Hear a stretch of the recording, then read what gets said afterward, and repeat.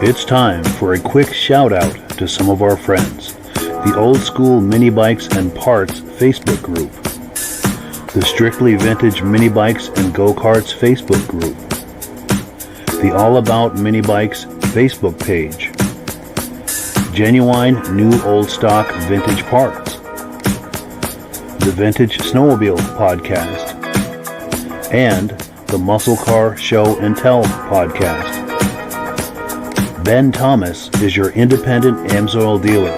Click the link in the description for your free AMSOIL catalog, or scan the QR code to earn the deepest discount by becoming a preferred customer. To advertise with Ben's Vintage Mini Bike podcast, the Vintage Snowmobile podcast, or the Muscle Car Show and Tell podcast, please reach out to Ben or Mike for more information. Details in the description of this video. Good evening, everyone. Thank you for joining us on the Vintage Mini Bike Lovers podcast. We've got a great show planned for you tonight. I hope we have a lot of interaction from our guests that we have here and also with you at home. If you can see me right now and you can hear me well, please send us a comment so we know that someone out there is listening. As far as the show tonight, we're going to be doing a lot of different things. I've got some videos lined up of other people's bikes as well as a few of my own, and I think it's going to be a good time. I'm hoping for a lot of interaction. Without any further ado, I'll bring my friends on. We've got Mike LaPierre up in the upper right. Hello, Mike. Hey there. And we've got Rob Hilditch, our AMSOIL distributor and friend of the Mini Bike Podcast. How are you doing, Rob? Good evening. It's good to see you here, all you. So I wanted to thank you both. I had said to Mike off air that I really appreciated the support in getting this venture going. When this was first, I thought, I said to Mike, I think a mini bike podcast would really go over really well. And Mike said, yeah, I think you're right, but you'll have to do it. I said, well, I haven't really ever thought of it that way. And it's been a lot of fun. I've learned a lot. And the technical side of this, I have such respect now for what Mike does week in, week out with his own podcasts. And I'd like to give a shameless plug to also my friend Joe Abadi.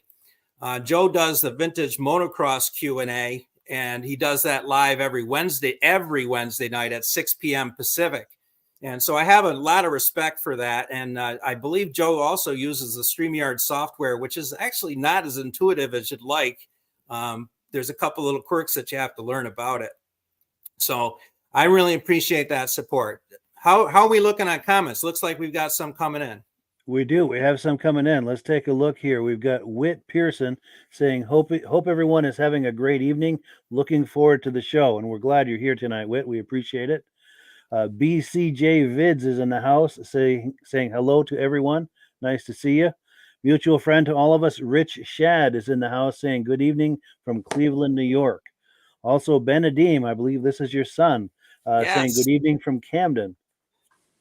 And we'll give a quick plug to Eric. Eric does a great job on the video stuff, not only for this, but he also does every show, vintage snowmobile show that we attend. Eric takes a walkthrough video, and people, even show attendees, really like it because it gives you a chance to see the part of the show that you missed, perhaps. So I really appreciate Eric doing that, and I know his channel is really growing. So check that channel out if you like vintage stuff.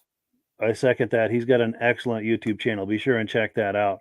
Yeah. Also, our good friend Tim Bewick is in the house tonight, saying hello to Ben, Mike, and Rob.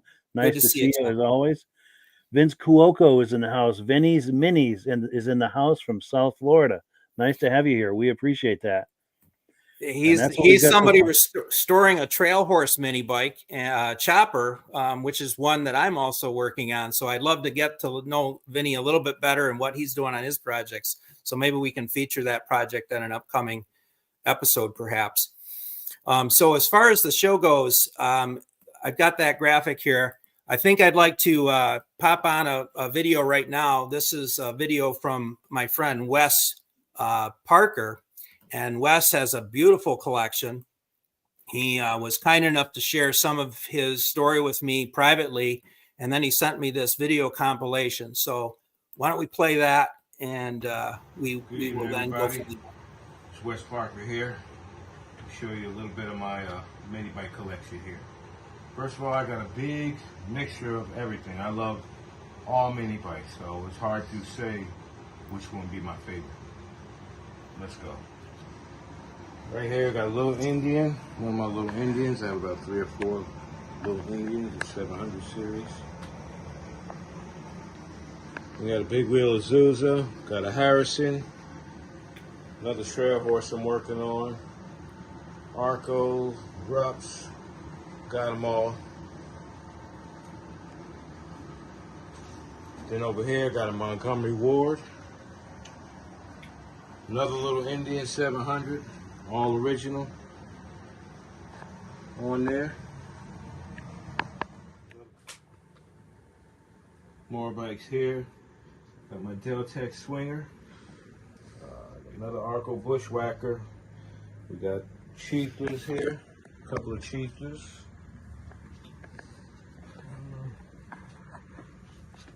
Taco. Another Sears bike. We got Bonanza here. More Arco. We got a Toyoko Alligator here. More motors on the shelf.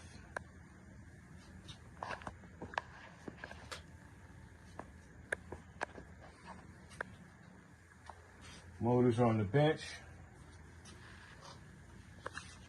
Motors, for anybody that knows me, they know I love Briggs and Stratton, for sure. Briggs all day.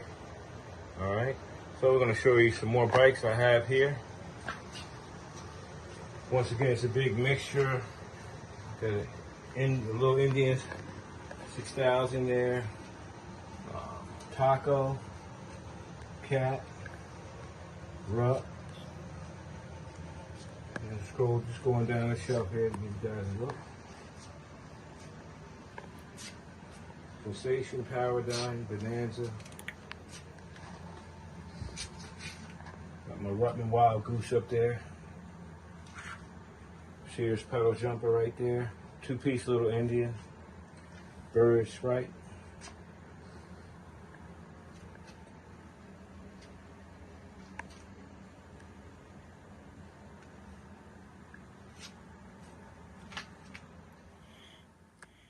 And last but not least is a bike that's very special to me. I built this bike in memory of my best friend, George Marsh, who passed away tragically last year. This is a K&G mini chopper. And what I did, I put some Tarlo 8 bars on there. Nice little cruiser. And that pretty much concludes my collection. Hope everybody liked it. And God bless. Have a good night. Well, that was really a nice tour, don't you think, fellas? Yeah. That's a big collection. Nice variety in there. What you find is that you can't just collect one once you start, apparently. And I can attest to it. He'll never get them all done. Look how many motors he's got still there. Yeah, well, it's a labor of love for him, for sure. And he was telling me when he moved from one home to the next, that they had mini bikes and go-karts. He was originally into go-karts, and so he had them coming out his ears, it sounded like. And it sounds like his wife has a heart of gold, very, very good, tolerant person, as many of our significant others and spouses are, if you're in this type of hobby or any type of hobby like this. Yep. So it's really nice to see. For sure. Any reactions? Go ahead, There's Rob. a lot of bikes there. I didn't know what they were. Yeah. Have they ever came out with a book? Like one time for the Snowmobiles in 1970, they had a list of all the manufacturers. There was like 108 back then. Well, is there a book for mini bikes? I know there's some lists out there, and I think somebody told me it was upwards of 300. But if you look, a lot of these bikes are original bikes, not something he would restore. And then he's got other ones that clearly have been already restored, Yeah. Definitely a nice collection. Yeah. And this, his friend George, he was known as Mountain George. And I'm sure a lot of our viewers knew him personally. I did not get to meet him personally, and it's unfortunate he passed on in an accident, and leaves behind a legacy of mini bike friends for sure. And he was well known, and just from all accounts, just a really kind individual, very knowledgeable, willing to help anybody start in the hobby and help them along. So Yeah, that's a nice tribute to him, a nice way to remember him. yeah, and I thought that was a really nice thing. For sure. And we've got comments coming in. Let's see what kind of reactions we have to all of this here. Here we go. Wes Parker is in the house saying good evening to Brother Ben. Hello, Wes. Thank you Cool for deal. sharing your collection. Yes. Yes. Vince Cuoco says, yes, sir. I think responding to our response to the collection. And Michael Cody is saying nice collection. Here we go. West Texas Mini Bike Association is in the house. Love to get to know these guys better. I bet they have bikes and things, video clips and images of Yeah, bikes they might share with us. that's a new follower to the page, and I hope to meet that group of people that are doing that association. But looks like they have some nice projects going, and again, just a good group of people as they go in mini bikes.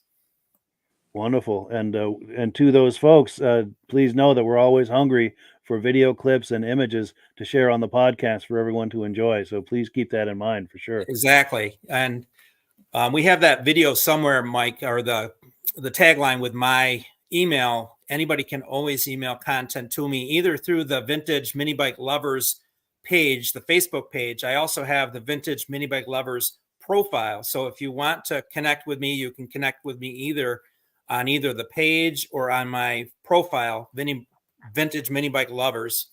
And also the email, which is scrolling at the bottom, Ben's Vintage Mini Bikes at gmail.com. Yes. And now that chopper one he had, was that something that you could buy back then, or is that something he collected and custom made? I believe he started with what would have been something you could buy, and then he made it his own. I saw it had Isuzu wheels, which are still something you can buy today. A lot of the types of wheels that were available, Go Power, for instance, still makes a wheel today, and they were a company that were supplying wheels way back in the day too. Nice. And since Wes is viewing, Wes, if you have a more detailed response to that, please share with us in the comments for sure. Definitely would love to hear the background on that one for sure. Yeah, because the back sissy bar looked like it was actually factory frame. I believe that was, yes. Nice. And Benadim is in the house saying nice collection. Love the tribute bike for his friend. Yeah, that is awesome for sure. Vince Cuoco says you've got to have the room for them. Yes, that is true. And then our good friend to all of us, David at Alaska Railroad, saying good evening to everyone. We appreciate you being on tonight, David. Hello, David.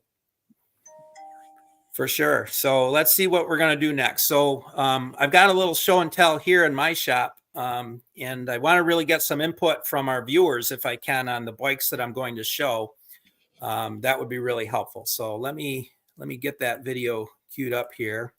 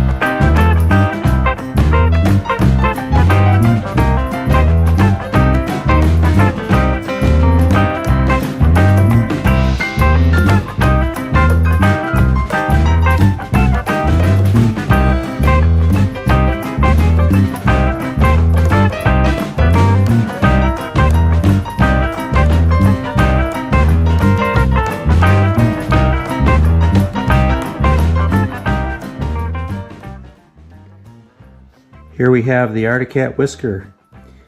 Was able to find this at a lawn sale. A true barn find.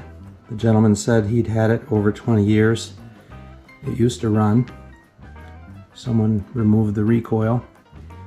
I was lucky enough to find one from my friend Dwayne. Appreciate that a lot, Dwayne. The bike is generally complete, although it needs a lot of restoration. The Saxonet automatic here. 2-stroke, very excited about that. Generally not in horrible condition as they go. I did notice it looks like the handlebars are a little tweaked. Definitely somebody went to town with some spray paint. It's going to need re-chroming.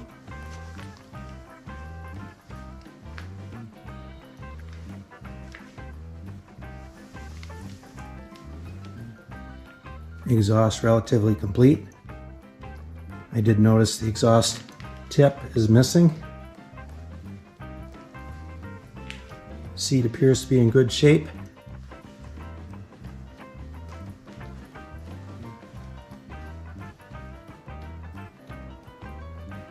Has some original universal tread tires on it.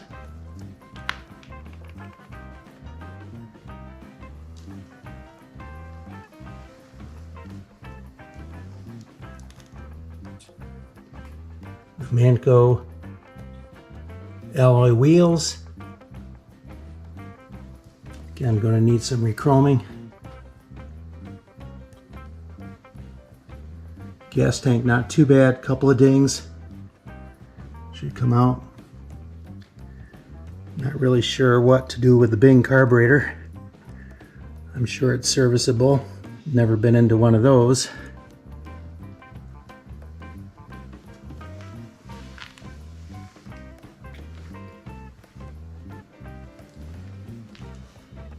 Appears to have the original brake lever on it.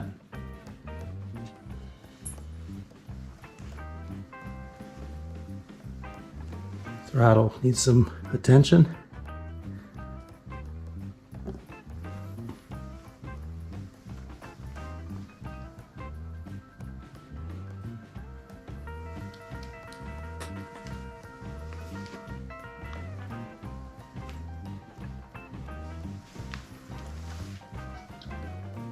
One nice thing, it was free, meaning it rolls over.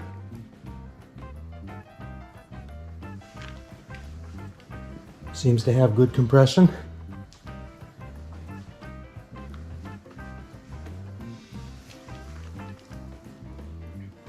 The Articat Whisker.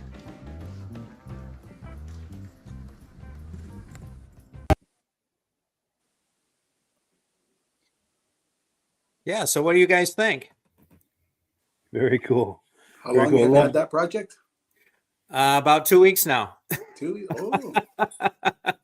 I always consider mini bikes all 4-strokes, but that's neat to see a 2-cycle. That must be quite quick, that one. I think it was the trend, in partially as they were transitioning, to try to race those, maybe it was Bonanza. Maybe one of our viewers really know which company first put the 2 cycles on them, but the idea of a 2-cycle, more like a motorcycle engine, really started becoming more popular on the mini cycles in general. And that's not a mini cycle per se. It's not really the size. The mini cycles typically had 10-inch, 12-inch, and 14-inch wheels. And I think people define the mini cycle as either the 12 or 14-inch one. I think that's the general conventional wisdom on what makes a mini cycle. But Rupp and Speedway all had a two-stroke model. Articat got into mini bikes in 71 and 72, from what I understand, and then did not after that, is my understanding. But being that the Lynx, Articat Lynx snowmobile was my very first snowmobile. That was what we had as a family. And I think my older brothers got more time on it than I did, because honestly, when I was 11, 12 years old, I really couldn't start that thing. So it was kind of, nice to be able to have older brothers to start it for you, but more times than not, they were riding it. So it seemed like for me, I spent more time under the hood than on the seat. And that's how I learned about these things. Nice. But we have a project to restore that Lynx, and I thought it would be really nice to have an Arctic Cat mini bike to show with it. Very cool. And as far as my perspective as myself being a lover of vintage Arctic Cat snowmobiles, very nice to see an Arctic Cat bike for sure. And I remember those early 70s for sure. And we've got comments aplenty coming in. If you think the time is right, I'll be happy to go through them for you. Yeah, let's do that. And most importantly, we've got a response from Wes about that bike we were talking about earlier. He said the Sissy bar was original on the frame, and it did come with the Isuzu wheels. So cool. Nice.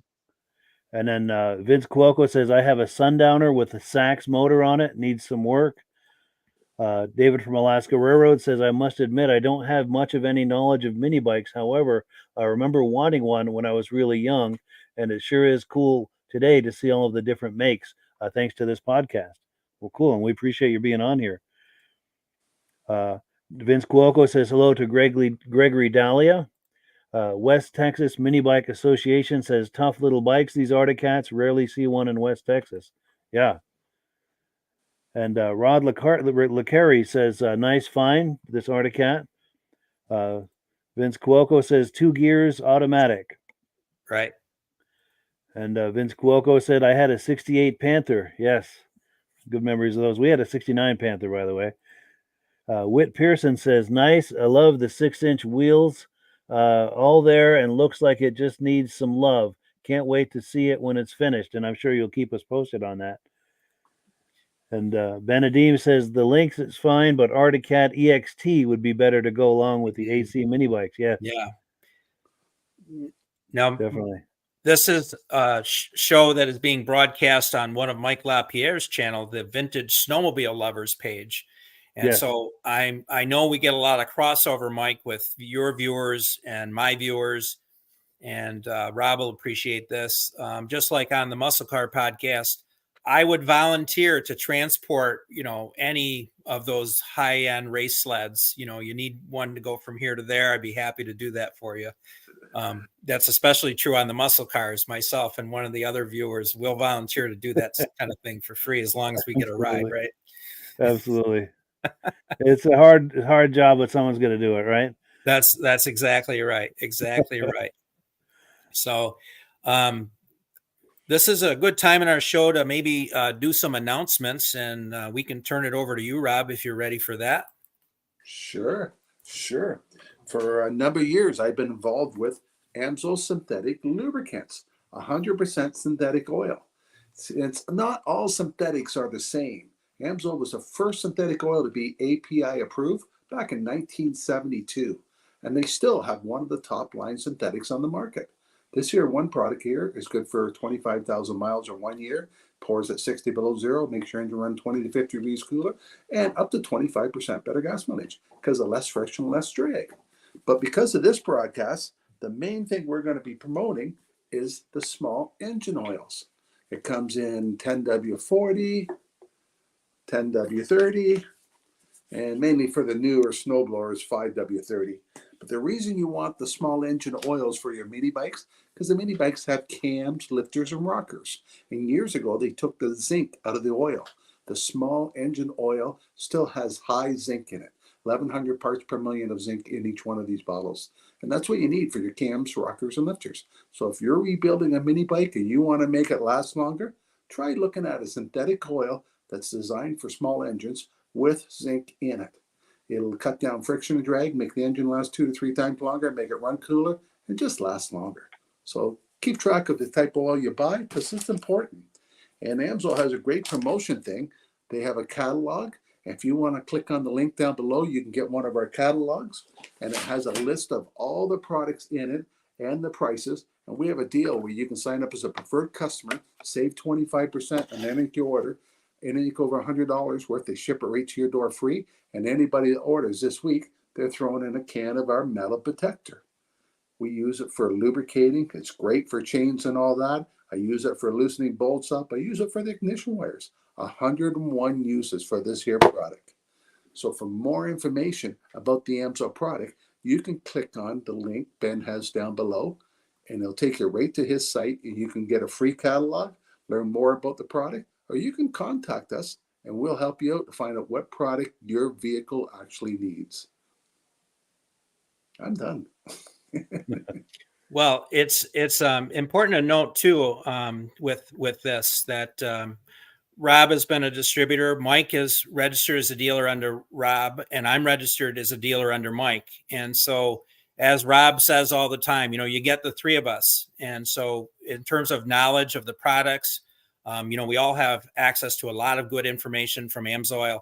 When you look at the AMSOIL company, they've been doing this first in synthetics. Is not just a tagline; that's the reality. And these oils were designed for jet engines originally, so they're really high performance oil. And if you want the very best, just think about, has there been bad press about AMSOIL over the years? I've never heard it in all the years I've been involved in anything. That's a company that stands behind its products, and so that's why I don't hesitate to get involved with that myself. So if you're curious about it, you want some more information, there's all kinds of research documents we can get you, all kinds of data about it. But I would encourage you to really look into it if you really want a high quality product at a good price. Yeah, and if you order AMSOIL using Ben's dealer number, all three of us are going to benefit from this. And this is how we support these podcasts that you enjoy.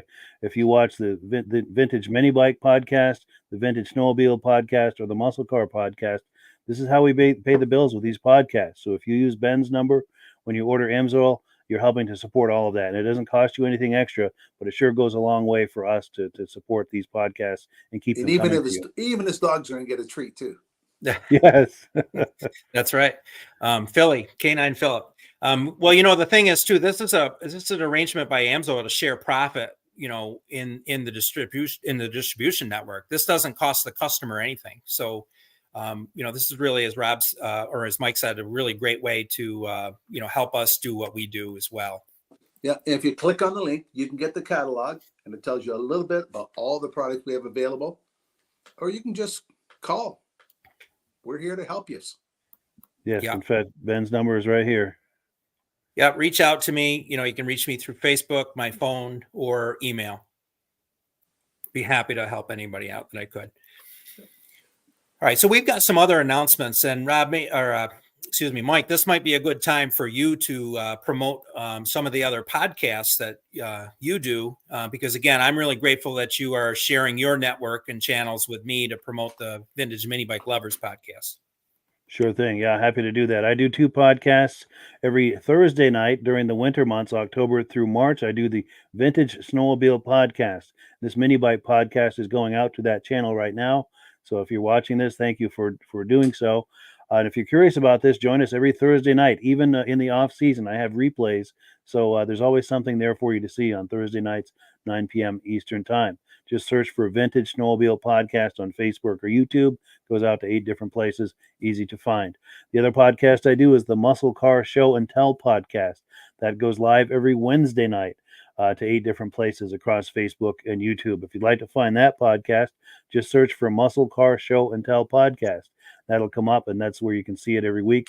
We're going out to that channel as well with this podcast tonight. And to those viewers, thank you so much for joining us. Indeed, I appreciate that a lot. I've got a few other announcements I'd like to make also. And with regard to the Vintage Mini Bike Lovers, I have started doing a little bit with reproduction brochures. This one in particular is a trail horse brochure.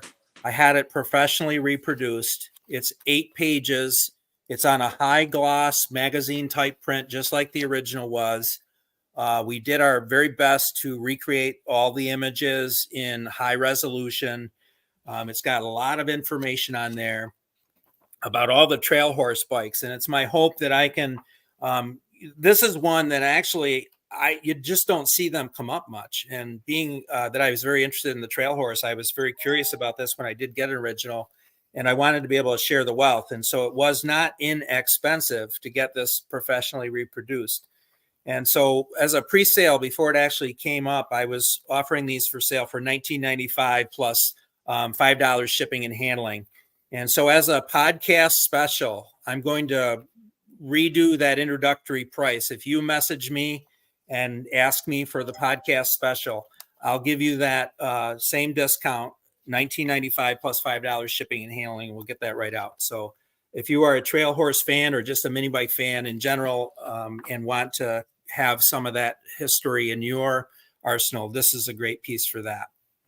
Also, I've teamed with TeePublic for t-shirts, and the TeePublic t-shirts, they're really good quality, and I was very impressed.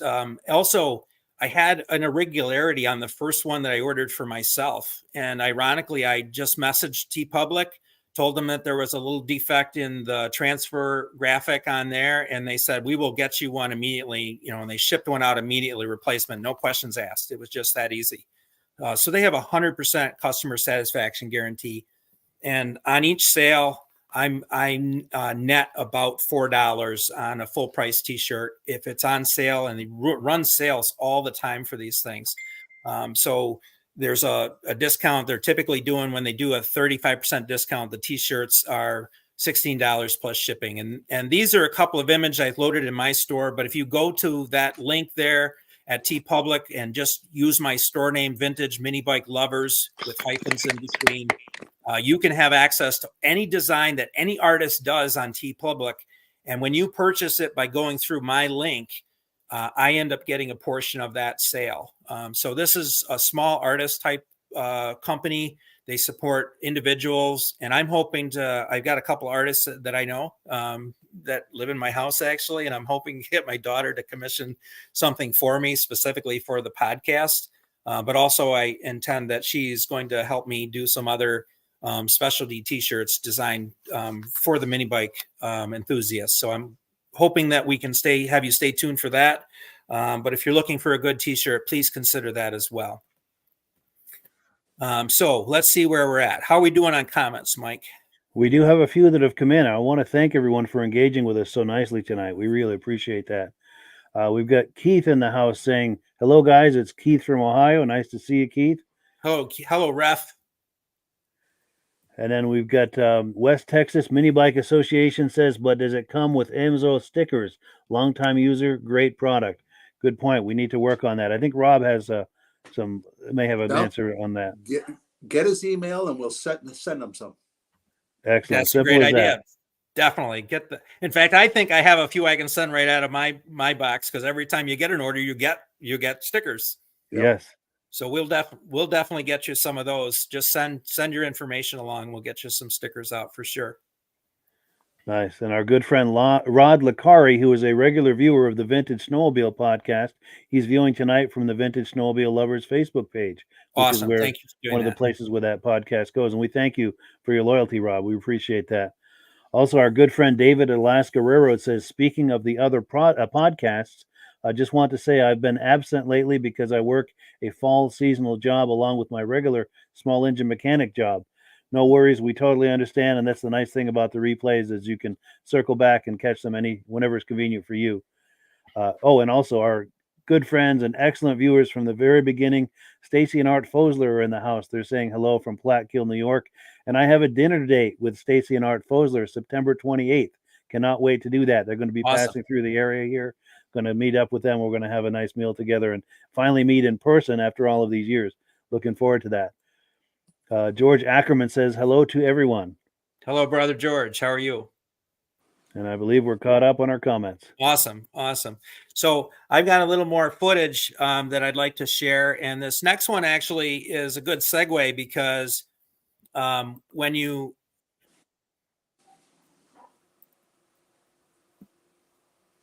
consider the crossover between vintage cars, vintage snowmobiles, vintage mini bikes, you starting to see at a lot of the different shows that people are bringing the mini bikes. It's routine at some of the vintage snowmobile shows to have people starting to show mini bikes. That was true with the Goffstown show that we highlighted back in July on the podcast.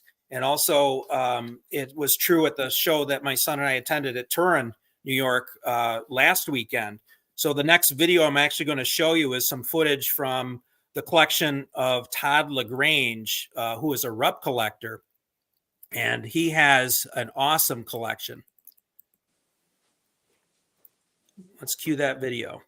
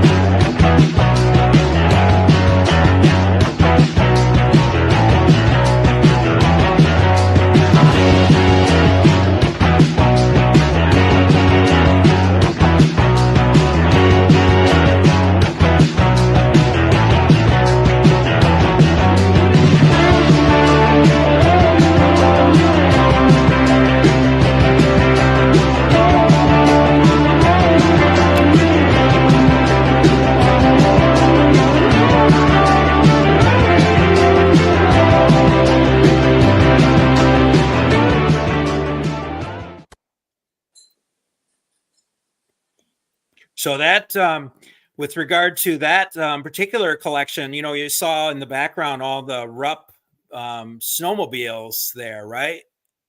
Yeah, nice nitro there. So, you know, that those gentlemen routinely travel throughout the country to show these Rupps. And I know your guest coming up next week on the Muscle Car podcast is a big Rupp collector, Bill Stull. Yes. I'd be very surprised if Bill didn't know Todd LaGrange and his dad. So it's really, when you look at some of these, you know, these bikes, they're just immaculate. It's really hard to see and appreciate in this video how pristine those bikes are, really. So it was really a nice thing to see. So they routinely show their bikes when they show their sleds, and that's what I'm seeing. I'm seeing a bigger trend for people to do that, and that's exactly what I'd like to do too. When we're going to the shows, you know, especially the summer shows, to have a mini bike there, it's kind of fun. We Rob, take are you when we starting go to to the see some shows of that that? we can drive around with. That's exactly right, isn't it? Yep. And are you starting to see that too, Rob, north of the border, more mini bikes at some of the snowmobile Even shows? at the car shows, somebody with an old pickup truck will have a mini bike in the back. Nice. Yeah.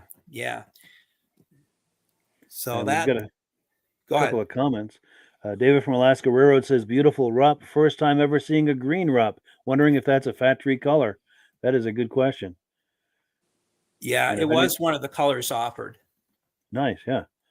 And then Wes Parker says, very nice. Thumbs up. And George Ackerman says, awesome, with a okay sign. Outstanding. Yeah.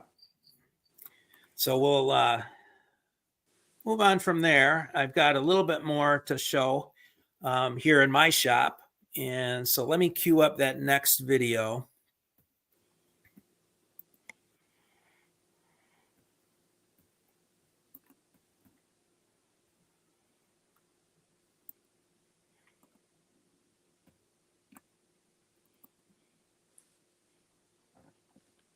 And if you want to take that banner down for me, Mike, I'll get this video going here. Yes, yeah, I'll take care of that for you.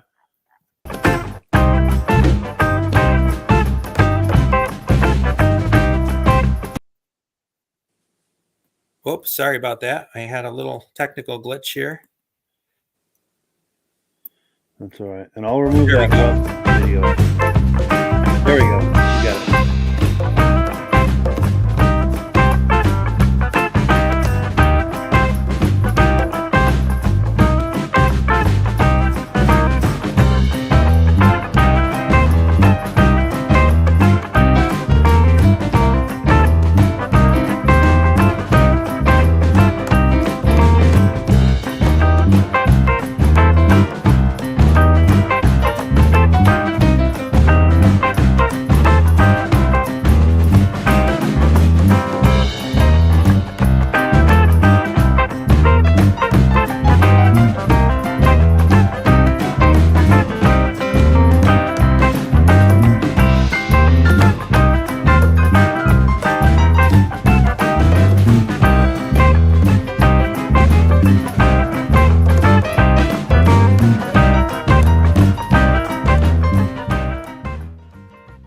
Here we have the Arctic Cat Climber.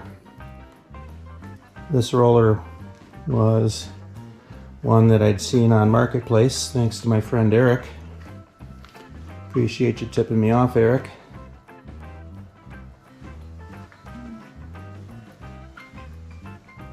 A little fancy work on the fenders.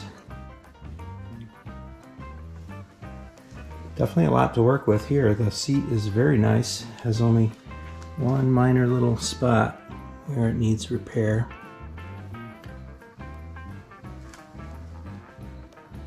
Has the C-box shocks on it. Definitely restorable. Looks like somebody replaced the gears. Not sure what should have been there originally for the jack shaft. Someone made the foot pegs. Missing the gas tank. These appear to be bicycle handlebars. Not a big deal. Has the bracket for the headlight. Hoping I can get the original decal to clean up a little bit. Going to need some re-chroming. The tires on this are very nice.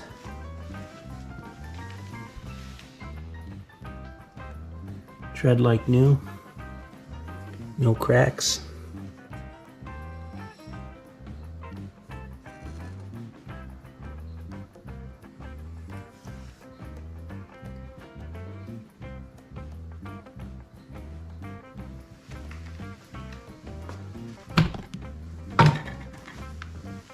Rear sprocket looks to be decent. Rear tire also very good shape.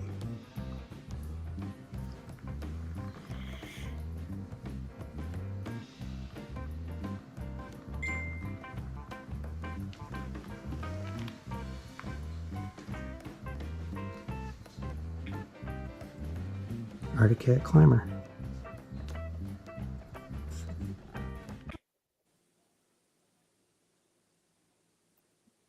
Yeah, so that particular bike was one I found when I was going to pick up parts from this person selling out near EPA, and it obviously is missing a lot of original items, including the engine. And it's very can be very challenging, especially if you're looking for one with a lighting coil.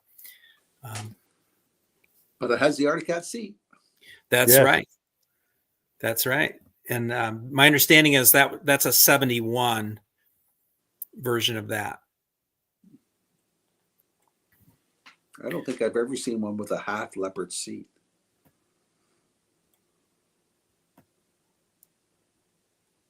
Yeah, that's the seats on these are very distinct, and I'm pretty sure in 72 they did not put the leopard print on all their seats. I'm not really clear on that. So Arctic Cat is one that growing up I never saw an Arctic Cat mini bike.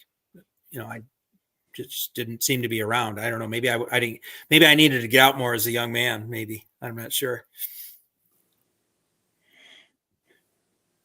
Yeah, I don't recall seeing them either. I remember seeing them later on in later years. I don't know if it depended on what the dealer network was near you, or Right. I'm we not really had a sure. cat dealer in town, but I don't even recall seeing the mini bikes at the cat dealer. I don't know if just certain dealerships got them or how that was working. Well, what's ironic about this one, if you can see, the engine plate has a plate steel on it, whereas the other one we highlighted had the two-stroke engine that just had the tube frame underneath it. So this is designed for the Tecumseh engine, a four-cycle engine. Sure. And the name Climber perhaps gets its name from the gearing. You can see how large that rear sprocket is on there.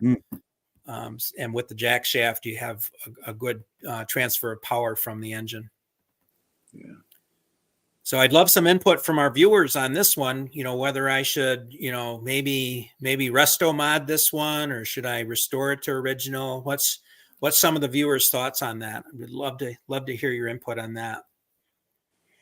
And also to the viewers, if you know how Arctic Cat was distributing these bikes, because like Ben and I said, we don't recall seeing them as kids. And I used to go into our local Arctic Cat dealer quite often and don't ever recall seeing bikes in there. What are your memories of that, or what thoughts do you have about how they were distributing that? Do you remember seeing those as a kid in the early 70s? I'd weigh like in to on know that? what the original retail price was back in those days. That's a Yeah. great question too. Yeah, I know the Honda 50s, they were $399 in Canada. Wow. They're more than that now, Yeah. 10 times the price. Yeah. I'm sure a lot of our viewers are like-minded as us. We wish we'd have put a few more of these different things aside, I'm sure. Yes. Or didn't Yeah. break them. Yes. And we do have comments rolling in. We've got West Texas Mini Bike Association saying, nice bike. We are restoring a 1970 Roadster at the moment. Very cool. We'd love to see pictures or videos on that. Rich Shad, a good friend of ours, says, I'm sitting on my 79 Polaris TX340 as he's viewing this. With all the vintage snowmobile projects I have, there's no time for mini bikes, so I enjoy what Ben is doing at his shop. We had several mini bikes growing up as well as go-karts. Very cool. Awesome. And give that Polaris TX a pat for us. Those are sweet sleds. And let's see. Benadim says, what engine would have come in the Climber? Does anyone know that? Yeah, I believe it would have been an HS40, but I am not positive if it also could have come with an HS50. That particular mini bike has the headlight bracket on it, so I'm assuming whichever engine came originally, it would have had the lighting coil for it. Sure. Our good friend Jeff Mahalko from the podcast in August would definitely know this. He could rattle that off in his sleep, I'm sure. You may recall, Mike and Rob, he talked about having an Arctic Cat on their farm as his first mini bike because he had to check the fences. Yes. Yeah. Nice. And Keith Zebreg says, nice shop. George Agerman says, I never saw one back in the day either. So I guess we're not alone. We're not unique in that respect. And Keith is saying for that project, he says the rear fender has to go. And then let's see, of course, that'll give you a stripe up your back if you go through any kind of puddles. But Whit Pearson says would look good with a Power B 820 on it. Oh, yes. That would be cool. True. Vince Cuoco says, I had a Bronco for his first bike.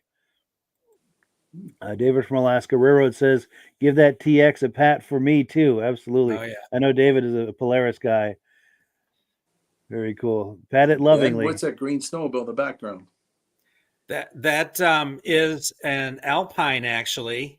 We bought that from a local snowmobile club. They had retired it as their grooming sled, and we got what's called a trail plane that goes behind it. So we groom the trails right here where the shop is. We have what amounts to a couple miles of trail here on the property.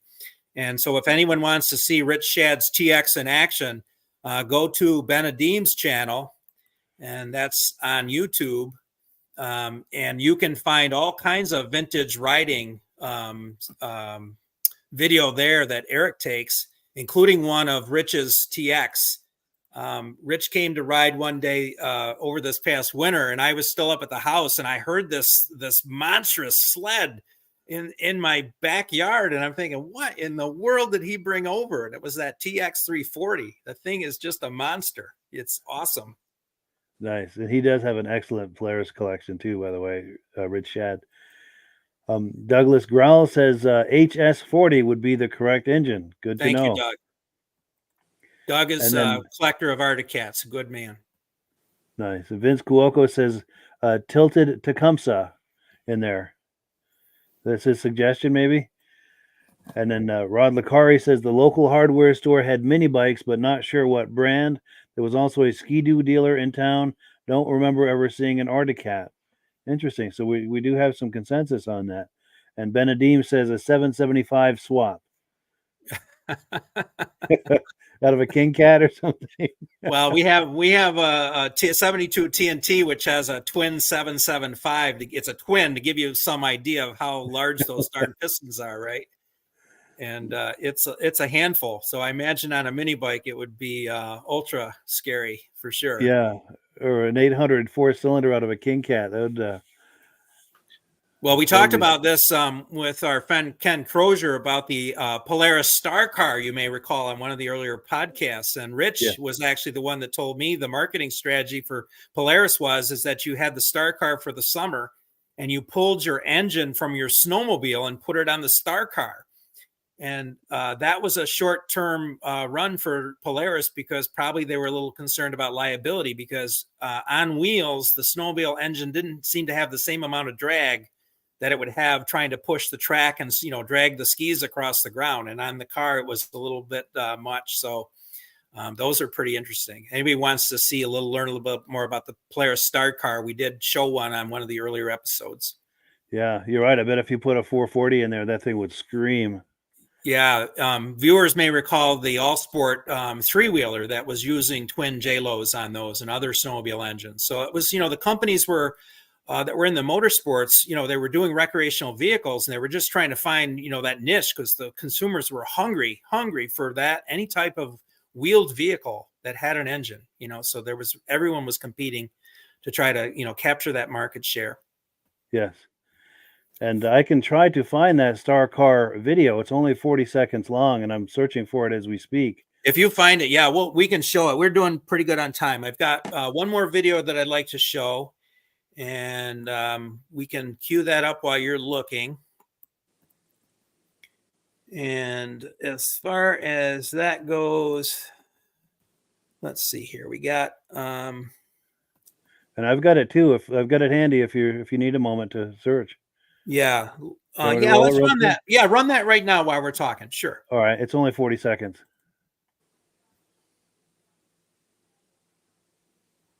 '69 Polaris stock car that I restored. There's very few of them still around. This one runs and drives. I really haven't drove it that much, but it does work. I did a lot of the stuff myself. I sent some of the chrome out and had the chrome done. The motor does run. Everything works like it should. There's a lot of the steering wheel stuff is original. The seat, the roll bar. There's a 372 Fuji in it, single cylinder. Original tires, original wheels. I would say it probably hasn't been used or abused all that much. So that's all I can tell you about it. Cool deal. And that's Jason Gibbs from Maine. He goes to a lot of the vintage snowmobile shows in northern Vermont and New Hampshire. If you go to the Crane show in February, pretty likely to see him there with his Polarises and moto skis. But yeah, Jason Gibbs. And the irony is that after we had done that podcast later on this summer, we did end up seeing one at a local show. It was pretty amazing. Did not get to talk to that owner though. That's cool. All right, so we're going to queue up a little more show and tell. This is going to be a RUP that I recently picked up, actually at the Turin Snowmobile Show of all places. Rich, Shad, and I were walking around, and we were going to go from vendor to vendor to see what we could find. And the next thing Rich knew is I was stuck on this RUP, and he had to go it alone at that point.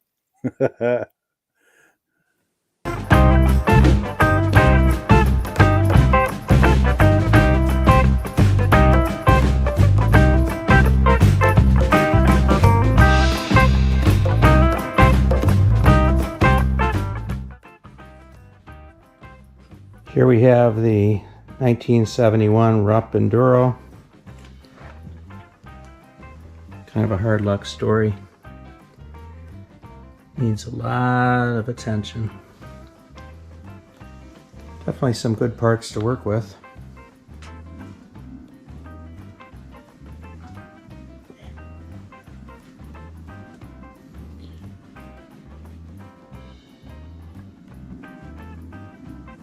Going to need new rims.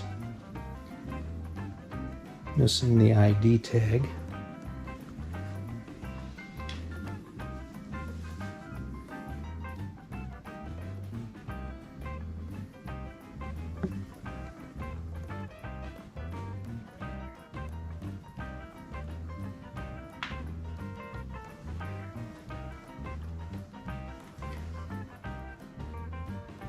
Not sure if it's the original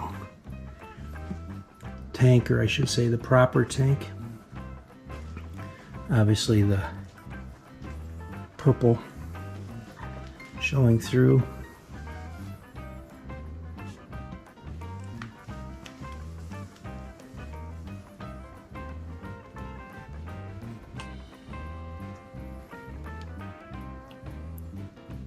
Missing the jack shaft. Rear sprocket a little worn, but perhaps usable.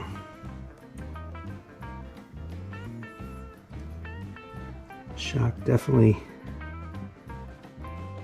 seen better days.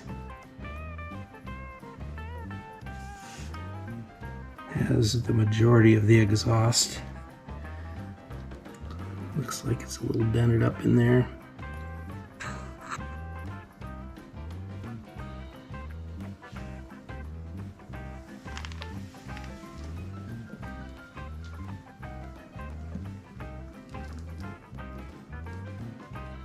(1971) Rupp Enduro.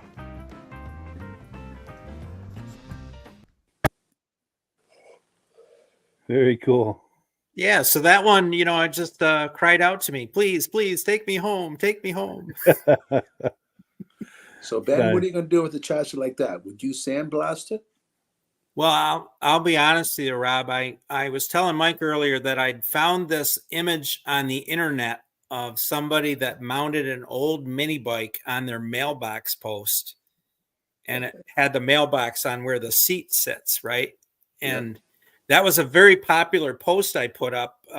We had gotten quite a bit of attention on the page for that, and I'd shared it around a couple places. And one of my friends, Tom Drozwicki, actually knows the guy whose mailbox it is, ironically. And he says he's not on social media because I'd love to do a story on that whole thing. But when I gotten this, I told people I was really seriously going to put it on my mailbox because I thought that would be really cool to have that. And, I got a little outcry, a little pushback on the internet over that I should restore it. And some people thought I should customize it. And I want to give a plug again to my friend Joe Abadi from the Vintage Motocross Q&A. On Joe's podcast, we were talking about that. And, what do you do as far as a restoration? Are you doing a resto mod? Are you doing a full restoration? So a lot of guys, when they're restoring mini bikes, they are actually having them powder coated. And it seems to be a great way to, have access to a lot of custom colors. The cost of doing that versus getting a professional paint job or even trying to do the paint yourself because of the cost of materials. It's a cost benefit analysis. But Joe's take on it was, if you're doing a true restoration, you need to use paint. And obviously try to color match. If you're not doing a true restoration and you want something durable, powder coating may be the way to go. The problem with powder coating is if it gets scratched up and dinged, you can't just touch it up very easily to make it match, whereas paint you can touch up.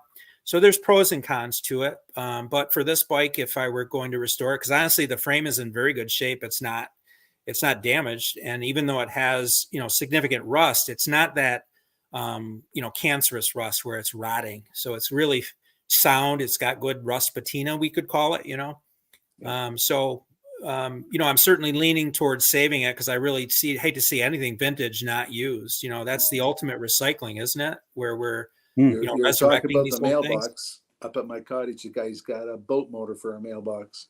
Nice. Yeah. I think a mini bike would look sharp. It definitely would, it'd be kind of fun, but I think at the same time, they're not making any more of these. So True. That's also a rule of thumb, is it a rare frame? And it's not so much that it's a rare frame, but it's a desirable frame. Any of the Rups seem to be. So you really have to weigh some of those options. But you know what? I'm really excited. I get people telling me all the time, I thought you were the Vintage Mini Bike Lovers podcast. How can you support somebody putting a Predator engine on a mini bike or doing this or doing that? Well, it's the same philosophy I have with vehicles. I'm kind of I like stock. I like to do things redone the way they were intended and preserve that history. But there's a lot of room in that hobby, and same thing in the mini bike hobby. As long as people are having fun with it and doing, good things, and it's really bringing people together, that's what it should be all about. So and a resto mod is a great way to show your creativity. Exactly. So what about the guy that took all those Cadillacs and built a fence, stood them on the back bumper? Yes. They call it stone wall. I don't know what they call it, but I think our friends in West Texas might know something. Isn't that down in Texas somewhere? I think it is in Texas. Yeah. In fact, that's a good segue. They've made a comment. West Texas Mini Bike Association. If you guys know anything about those Cadillacs, we'd love to hear that. Said even for the Muscle Car podcast. But it says, I thought it had a big slick tire until it came into view. He's talking about the last video clip we were looking at before the Star Car. I think it was the Arctic Cat. Yeah. So we're getting caught up on our comments here. Benedim says one of those star cars. He saw one at the Taberg, New York sled show. That might be the one you were talking about. It was, yes. And then David from Alaska Railroad says, "Do you have any idea of if one company sold more mini bikes in total through the mini bike years? Does anyone know who the dominant player was for Boy, mini that's a bikes? great question. Yeah, if anyone knows that, please share that. I would love to know that myself." Yeah, Vince Cuoco says, "I redid a scrambler for a contest and got second place. Very cool."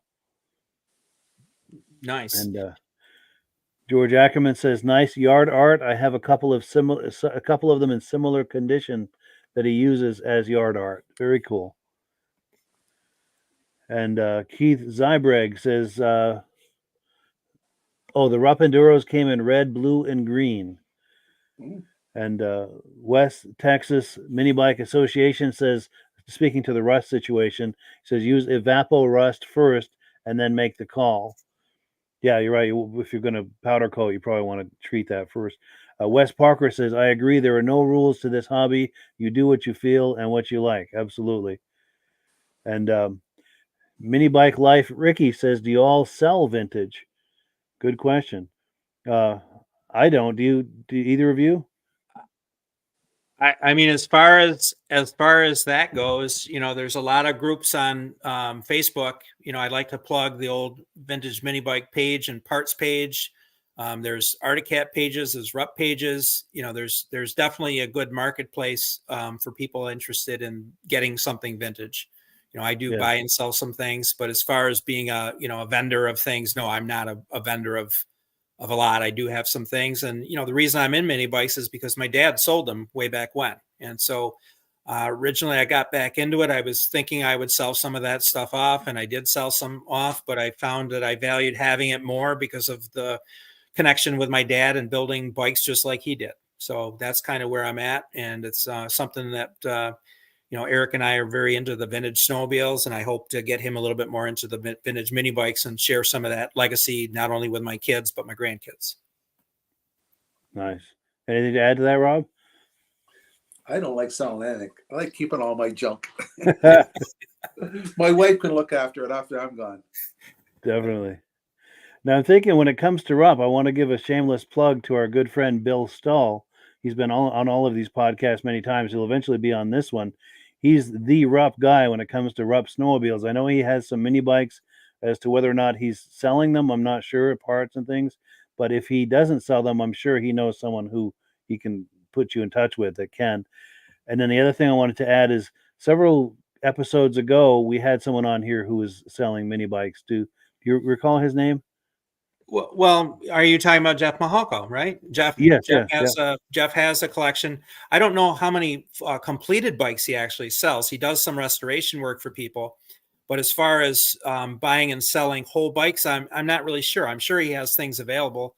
He has what he calls the junkyard there, which has thinned down quite a bit, from what I understand, where he was had a collection of various vintage mini bikes that were for sale at his Windber, PA mini bike reunion. That's every year at Father's Day weekend. So if anyone's interested in looking, I mean, definitely the pages that are, I'm involved with, the Vintage Mini Bike Lovers page, connect with me. I can definitely connect you with some of these other groups. So if you're looking for a Rupp, you're looking for a Speedway, Articat, we can put you in touch with the people that are in the know.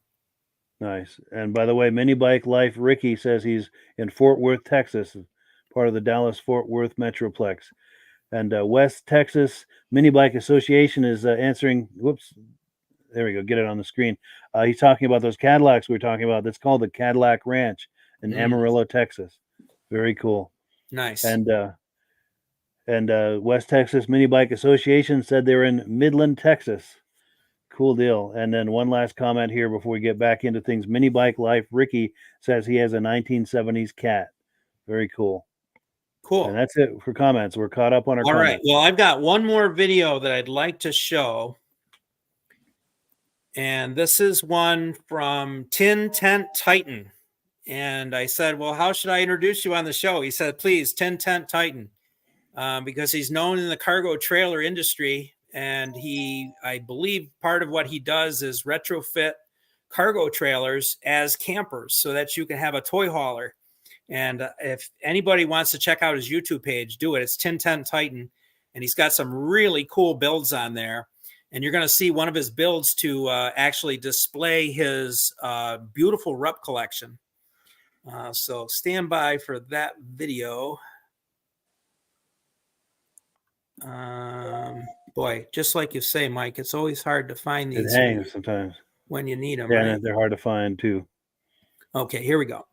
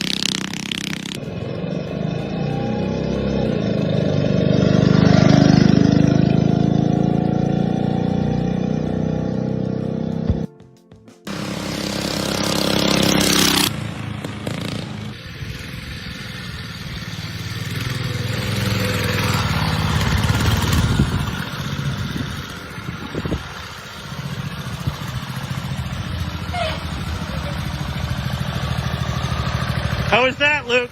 Killer. First time on a Rupp?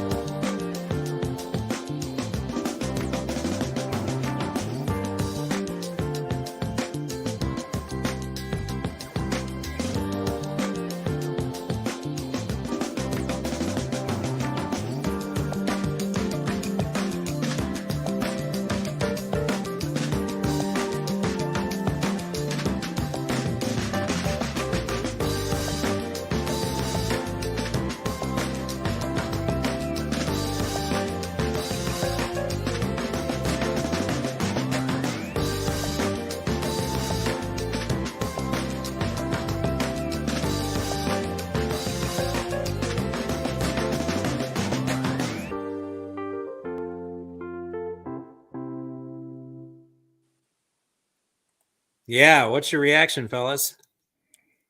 Great shape. Oh, it's nice to see people out riding them, using them. Yes. And I I like that graph. apologize. Yeah, I apologize for the video quality. That was some compilation videos of on Tin Ten Titans web's YouTube page, and it was various people riding. But I really appreciated Luke. I'm not sure who Luke is. I'd like to meet Luke because that little woo he gave us at the end there was like, yep, that kind of sums it up. Definitely. And I love this graphic right here. I don't know who thought of that, but I love that. I'm The pretty Rupp sure that's Memory Preservation Center. Yeah, I'm pretty sure that's his design. And when you look at the fabrication work he did on that display rack, that's Yes. obviously what he does in his wheelhouse with converting these cargo trailers. But it's just absolutely amazing. The whole thing is mobile. The bikes sit there, self-supported. Yeah, some nice fabrication going on there. That's And the we do biggest have, problem. go ahead. That's the biggest problem is when you start restoring these, you want to protect them. You really want to make sure they're going to be secure and, out of the way, move them for cleaning, things like that. And so definitely. Sure. And we got comments coming in. Let's see. We've got Mini Bike Life. Ricky says, I've got a 70s cat. We got Keith Zebreg saying, Wild Man Ken Kaplan. He must have been in that video. It might have been the Scrambler. Is that right, Keith? Was that who that was? And then David from Alaska Railroad saying, nice show, guys. Appreciate that. We appreciate you being here. And George Ackerman says, some beautiful Rupps. West Texas Mini Bike Association says, living it Rupp. Absolutely. That's cool. And it's cool. I've got to say, we're all from the north, where Rupp snowmobiles were a huge deal in the 70s. And it's cool to see, people in the southern part of the country enjoying Rupp as a brand as well, in the form of the mini bikes. And that's a nice way for them to expand their geographic footprint at the time. Rod Lacari says, look like fun. Nice shop there. Yes. Well, definitely. And we're caught up in our comments. All right. Well, we are at what Mike would say the top of the hour, and we're going to wind it down here. I'd like to make sure that I give, again, high praise to both Mike and Rob. I really appreciate you supporting me in this venture, guys. That's been tremendous. Yes, happy to do it. We have the possibility of maybe one more episode this season. I'm still in the planning stages. I've got some mixed feelings about it. Part of it is, Mike starts up with the Vintage Snowmobile Lovers podcast. And although we think that it wouldn't conflict with the time slot, the amount of work that really goes involved in this it really is a lot. And so I have a great new respect for everything Mike does in the production side of things. And I really couldn't pull this off without his help in doing that. So thank you so much, Mike. You've taught me a lot and I appreciate that. My pleasure. Happy to do it. And you're doing a great job too, by the way. Thank you. And I want to give, again, thanks to all the contributors. This show wouldn't be possible without people reaching out to me, and honestly, I've been watching the engagement and we've had high engagement the entire time here tonight. So I'm really excited about that. So thank you to all the viewers, to all the people behind the scenes rooting me on and giving me content. And, we're going to definitely be growing. We're going to take some time. I've got a couple of ideas that I borrowed from other shows that are going to implement. And, we're hoping to get more people involved, not only just contributing to it, but also supporting the effort in producing it every week. Because I believe, the viewers are really interested in this type of content. We like to see a clip stage by stage as you redo one. Yeah, that'd be a good idea. Yeah. Yes, and we are always hungry for video clips and images. So please, if you've got projects, either barn finds or projects in the works with updates, continual updates on the projects, or finished bikes, we would love to see video clips, images. We could put it on here on the podcast for everyone to enjoy. Definitely. And let me find your email address here, and this is how you would reach out to Ben on the bottom of the screen there. If you have images or video clips, reach out to Ben with those clips, and we'd love to share that on the podcast. I'm finding it's a little cumbersome with some of the video to share it. There's some workarounds for that. I've downloaded from people's YouTube channels, other Dropbox file sharing things. Google Drive, if you have that, is a great way to share video content, because it's usually too big to send through Messenger, email. If it's anything, over several minutes, it's usually too large of a file to share that way. Yeah, but there's some creative workarounds, and the best thing is just to reach out to Ben, and we'll figure you'll figure it out with him, and we'll make it happen. Definitely. I'd like to give another shout out and thanks to my son, Eric. Please check out his channel, Ben Adim. I don't know how much video content he's going to put up there, but as far as content in general, he's got a lot of vintage snowmobile content, and I'm going to egg him on to do a little bit of content with video. But I thank him again for helping me tonight with all the videos. Thanks, Eric. Appreciate you doing that. And I'm just popping a few last minute comments here on the screen. I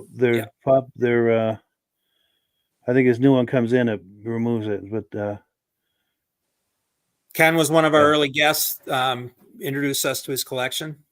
Yes. Oh, here we go. Oh, yeah. Ben Adim saying, let me know when you need content for the Vintage Sled podcast. Yes, we'd love to feature on the Vintage Snowmobile podcast. Absolutely. Definitely. We appreciate that, Eric. Definitely. And let's see. Can't wait for the next one. Great show, y'all. I love the y'all from Texas. Cool deal. We'll share some pics and videos. Absolutely. We appreciate that. That's a wonderful thing about this. It becomes a community where we're all sharing information and enjoying things. Thanks for another great show. Can't wait for the next one. Outstanding. Send the invoice in the mail. Yes. Cool deal. Thank you so much to all the viewers. I really appreciate, again, everyone supporting the Vintage Mini Bike Lovers podcast, the Vintage Mini Bike Lovers page, and also my new profile, Vintage Mini Bike Lovers. All the friendship, all the fellowship. Thank you for that. I appreciate all that support. Rob, final thoughts? Great show, and it's interesting to learn there's that many people still involved with mini bikes. Nice, right? Mike? Yeah, same here. It's wonderful. I just remember them from when I was a kid, and turns out there's a whole experience that is happening here, and we're kind of helping to take that to another level, which is wonderful. Great show tonight too, by the way. Great clips, and thank you to all of the people who engaged with us. Thank you. Yes, thanks again to our viewers. That shall conclude our show for tonight. Thank you very much. Great show.